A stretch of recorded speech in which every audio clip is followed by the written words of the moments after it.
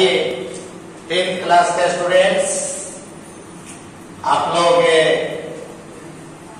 आज की वीडियो देखने के लिए जो इंतजार कर रहे थे और इंतजार का समय समाप्त हो गया। तो आइए आज का वीडियो आप लोग ओपन करें और समझने के लिए तैयार हो जाइए। तो आज मैथ की क्लास में यानी वो फर्स्ट चैप्टर हमने स्टार्ट कर रहे हैं। तो फर्स्ट चैप्टर स्टार्ट करने से पहले चलिए जो थेल्स प्रमेय के बारे में हमने आप लोगों को जो बताया, तो थेल्स प्रमेय को आप लोगों ने समझ लिया और थेल्स प्रमेय का विलोम भी समझ लिया। क्लियर? इसमें कोई दिक्कत है? अगर दिक्कत हो तो आप कमेंट्स करें और उम्मीद रखा जाए कि इसी सप्ताह के अंत तक आप लोग का लाइव क्लास भी शुरू होने वाला है और तब तो कोई दिक्कत ही ना हो, आपको फेस टू फेस आपकी समस्या को दूर करेंगे। फिलहाल 2-3 दिन आप लोग वीडियो के माध्यम से ही अपना प्रॉब्लम यानी कमेंट्स करके पूछें। तो थेल्स प्रमेय और थेल्स प्रमेय का विलोम, ये दोनों थ्योरम आप लोग के सिद्ध कर दिए, आप लोग कॉपी पर नोट भी कर लिए। तो आइए इसी चैप्टर से रिलेटेड एक और बातें भी बताना रह गया था। एक कौरोलरी भी था और जिसको हम लोग उप प्रमेय कहते हैं। तो उप प्रमेय बताने से पहले मैं चाहेंगे कि आप लोग जब पहला चैप्टर जब शुरू किया होगा तो कहीं कहीं थेल्स प्रमेय पर ही मैथ बनाते समय कंफ्यूजन हो रहा होगा। और कंफ्यूजन का कारण यही है कि थेल्स प्रमेय जो आप लोगों को जो सिद्ध किया था उससे हट करके भी कुछ प्रॉब्लम मिल रहा होगा। मिला है? आप लोग चैप्टर को निकालिए तो देखिएगा कि थेल्स प्रमेय को जो हमने लिखा था उससे हट करके भी प्रॉब्लम है ऑब्जेक्टिव। तो ऑब्जेक्टिव जो अगर दूसरा तरह का आपके पास मिल रहा हो तो उसको कैसे डील करेंगे ये समझिए थोड़ा सा पहले। देखिए थेल्स प्रमेय जो हमने लिखा उसको भिन्न भिन्न तरीकों से भी लिखा जा सकता है। बस समझो कैसे, जरा ध्यान दीजिए। आप लोग को हमने यही बतलाए कि थेल्स प्रमेय में एक बताया कि त्रिभुज लिया, ठीक है। और हमने कहा कि देखा एक कोई त्रिभुज हो और त्रिभुज के एक भुजा के समानांतर, एक भुजा के समानांतर एक भुजा के समानांतर, ये बोलते थेल्स प्रमेय में बताए थे कि त्रिभुज के एक भुजा के समानांतर खींची गई रेखा अन्य दो भुजाओं को समान अनुपात में बांटती है। बात समझ रहे हैं? अब जैसे कि यही ABC आपका एक त्रिभुज है, अब इसमें BC भुजा के समानांतर मानते हैं कि आपने एक रेखा खींचा, ठीक है। मान लेते हैं कि यहाँ से DE कहा कि समानांतर है। अब BC के समानांतर बताओ DE है, तो बताए थे हमने कि DE जो रेखा खींचा वह AB और AC को दो बराबर अनुपात में बांट दिया। तो इसको आपने लिखा था, ये सीख किया था ना कि AD और DB का अनुपात, इसका अनुपात AD और DB का जो अनुपात होगा वह कहिए कि बताइए AE और EC के अनुपात के बराबर हो जाता है। देखिएगा पहला मैथ सिंपल एक थ्योरम यही है। थेल्स प्रमेय का विलोम ये सीखे थे कि AD/DB और AE/EC। तो इस पर मैथ बनेंगे आपका। अगर मानते कि इस पर मैथ सेट नहीं किया हुआ है तब क्वेश्चन में देखना कि कौन कौन चीज हमको दिया गया है और क्या निकालना है। तब वो कैसे, जैसे कि एक तरफ देखिए कैसे दिया है उसी तरफ से उधर लेना है। जैसे कि मान लेते हैं, चलिए अब यहाँ से आपने कहा कि AD ले रहे हो और यहाँ से पूरा AB ले रहे हैं, तो यहाँ पर क्या कहोगे AD बटा यानी AB कहोगे, ठीक है। तो इधर से क्या लिखोगे, तो यहाँ से लिखेंगे AE और बटा EC कहिएगा। देखिए इसी चीज को हम यहाँ पर लिखे हैं, केवल हम कंपोनेंट रुके हैं, ए साइड और इस साइड दोनों तरफ एक एक जोड़ दिया तो जोड़ देने पर देखिए ए रूप में आ जाएगा। यही मानते हैं कि अगर तीसरा रूप में इसी को लिखना चाहते हो तो ऐसे भी दे सकता है।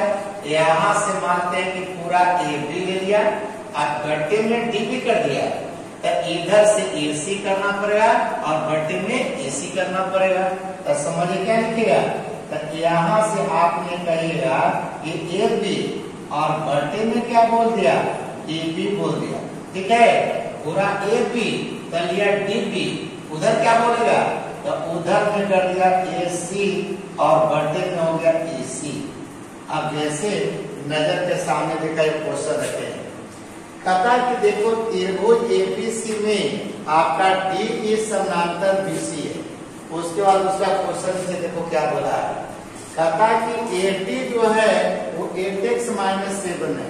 बोलिए A हो गया 8x और -7, फिर DB, तो DB तुम्हारा दिया है कितना जी, तो यहाँ से 5x - 3 है। बात समझ रहे हो, वहां देखिए क्वेश्चन को।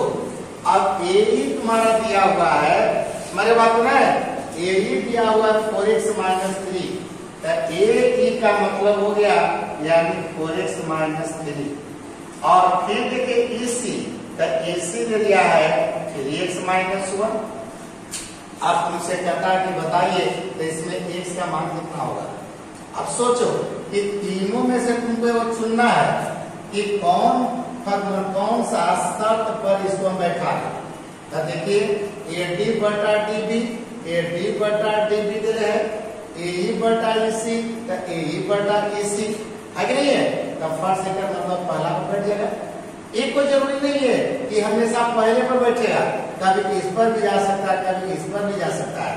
अब यहाँ से बैठाओगे तो क्या लिखोगे कि 8x और माइनस देखिए 7 और बटे में कितना का, तो 5x - 3 है। यहाँ से बोलिएगा तो यहाँ से आपने कह दिया कि 4x - 3 है और यहाँ से बोल दिया कि 3x - 1 है।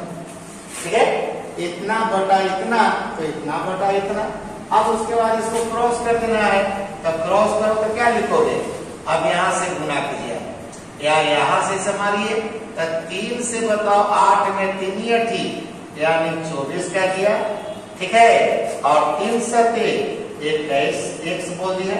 ठीक है ना, तो 3 सते 21 x हो गया। देखो 3x से दोनों गुणा कर दिए, तो 3 8 24x² हो गया और 3 सते 21 x हो गया। अब चलिए माइनस प्लस, तब माइनस का दिया 1 में 8x है तो 8x हो गया, माइनस माइनस प्लस तो 7 × 7 हो गया।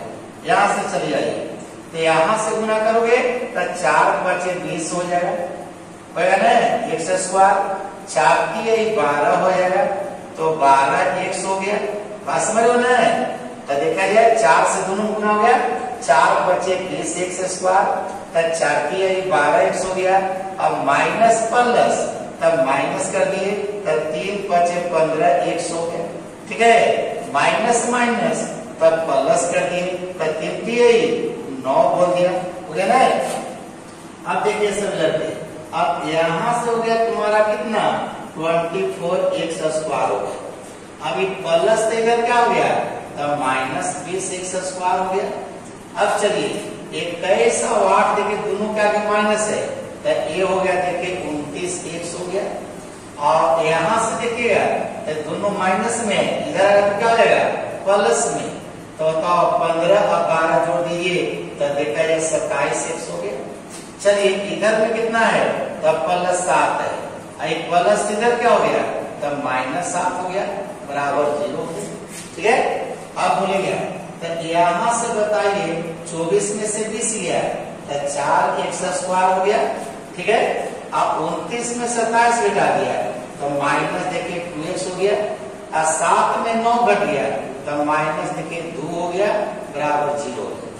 अब यहाँ से बोलिएगा तो अगर चाहे तो 2 कॉमन ले सकते हो, तो 2 दूनी कितना हो गया 4 हो गया, माइनस 2 1 2 हो गया, 2 1 2 हो गया और बराबर क्या हो गया 0 हो गया। ठीक है, अब यहाँ से बोलेंगे सब करके सिंपलाइज। अब यहाँ से 2 गुना में उधर क्या हो गया भागा में हो गया, यहाँ से लिख दिया 2x स्क्वायर माइनस x हो गया और माइनस 1 हो गया बराबर हो गया 0। ठीक है, अब यहाँ पर देखिए मिडिल फैक्टर करना है दोनों सब लड़के, तब यहाँ से देखा जाए बीच वाला तोड़ दीजिए, यहाँ 2 यहाँ 1 घटाइए तो 1 हो जाएगा जी। तब बोला गया कि यहाँ से 2x स्क्वायर कहोगे माइनस 2x कहोगे प्लस x कह दोगे माइनस 1 कहोगे बराबर 0। अब यहाँ से बताए 2x कॉमन ले लोगे तो x माइनस 1 हो जाएगा। अब प्लस देखिए 1 कॉमन ले लिया तो x माइनस 1 बराबर 0 हो गया। अब यहाँ से बताइए तो 2x प्लस 1 हो गया और यहाँ से आइए तो x माइनस 1 बराबर 0 हो गया। ठीक है, तब यहाँ से बोलिएगा कि 2x प्लस 1 बराबर 0 हो गया, या कहिएगा कि x माइनस 1 बराबर 0 हो गया। अब यहाँ से x बराबर क्या कहेगा तब माइनस 1/2 हो गया और x बराबर माइनस यहाँ पर क्या हो गया 1 हो गया। अब देखिए x का मान यानी माइनस 1/2 आ गया, तो सोचिए x का मान अगर यहाँ बैठा देते हो माइनस 1/2 बोलेंगे तो 1/2 अगर रखिएगा माइनस ये भी माइनस तो दोनों माइनस से हो जाएगा नहीं, तो दोनों माइनस हो गया तो क्या लंबाई या दूरी माइनस में है संभव। आपने a से d तक नापिएगा तो क्या ये माइनस रहेगा, एक मतलब कि आपका माइनस में ये मान संभव नहीं। तब यही आपने कहिएगा कि x बराबर जो आ गया वह माइनस 1/2 ये लिखेंगे पॉसिबल नहीं है, यानी संभव नहीं है। इसका मतलब कि x बराबर 1 ये आपका संभव है। तो इस तरह के देखिए आपका चैप्टर में मैथ मिलेंगे, तो जब चैप्टर में ऐसा मैथ मिले तब पहले मैथ बनाने के पहले ये ध्यान देना कि तीनों में से कौन सा कंडीशन यहाँ लागू होगा। क्लियर, अब इस तरह के मैथ आप लोग बनाइए ऑब्जेक्टिव। अब सुनेगा इस चैप्टर में एक ऊपर में आपके लिए है, वह ऊपर में क्या है, इस पर भी कुछ चैप्टर आपको मैथ दिया भारतीय गणित के सिलसिला में, तो उसको देखेंगे आप लोग। कहता है क्या चीज कि त्रिभुज के किसी कोण का समद्विभाजक। अब सब लड़के आप लोग जानता है कि कोण का समद्विभाजक होता है दो तरह से होता है, एक अंतः समद्विभाजक होता है और एक बाह्य समद्विभाजक होता है। तो दोनों में से आप कोई ले सकते हैं। कहता त्रिभुज के किसी कोण का समद्विभाजक सम्मुख भुजा को जिस अनुपात में विभाजित करता है उस कोण के बनाने वाली भुजाओं के अनुपात के बराबर होता है।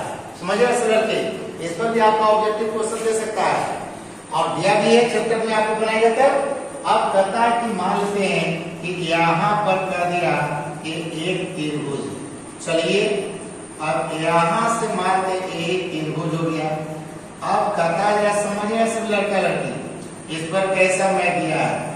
अब कहता है कि किसी कोण का समद्विभाजक, तब कोण में तो बताओ 3 कोण है जी, तब तीनों कोण में से कोई एक कोण का समद्विभाजक हो रहा है।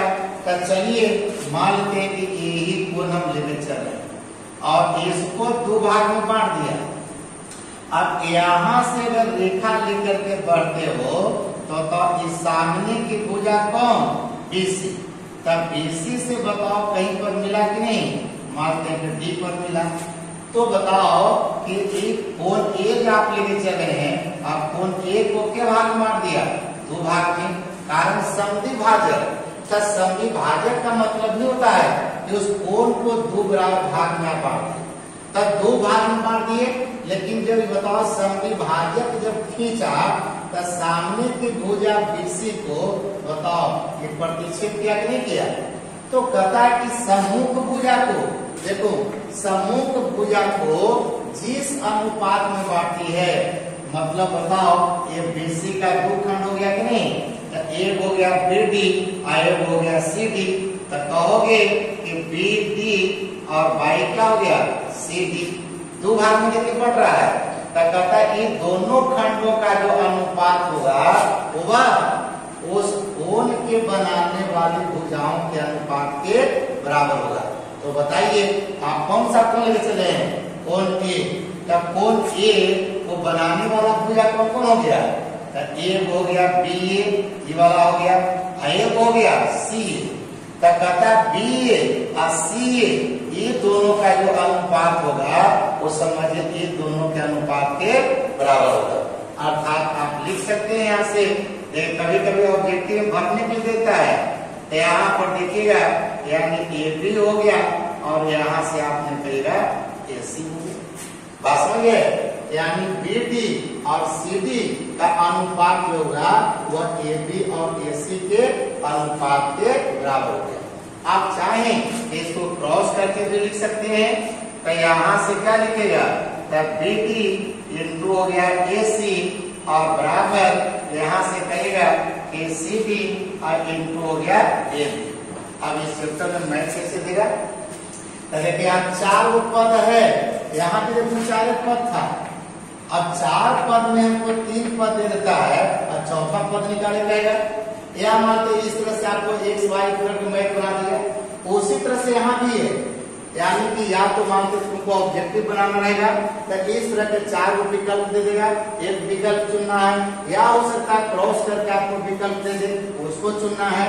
तो इस तरह से ऑब्जेक्टिव क्वेश्चन देखिए यहाँ बना सकता है। और आपको चैप्टर में इस तरह का क्वेश्चन दिया भी है, तो इस तरह का जो जहां भी कौन सा विभाजक कर देगा तो दिमाग में सब लड़का लड़की समझिएगा कि जहां भी कौन का संविभाजक अगर कर दिया तो समझिए कि आ गया तुम्हारा एक ऊपर में आ गया।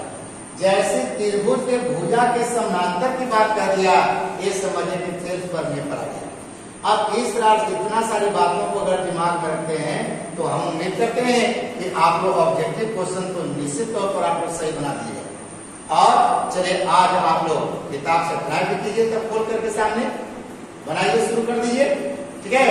तो आज हम लोग का यही आज का मैंने टॉपिक या आज का मैंने क्लास हुई, इसके बाद क्लास को स्टॉप करते हैं। पहले चलिए किताब खोलिए सब विद्यार्थी और आप लोग बनाइए, पहले इसको नोट कर लिए थोड़ा सा बोर्ड पर से जल्दी से, और उसके बाद जो है आगे की कार्यक्रम किया जाए, ठीक है। फिर कल मिलेंगे हम लोग, और बस बहुत तो कुछ ही क्षण में या 1-2 दिन के बाद में आप लोग का लाइव क्लास भी शुरू कर देंगे।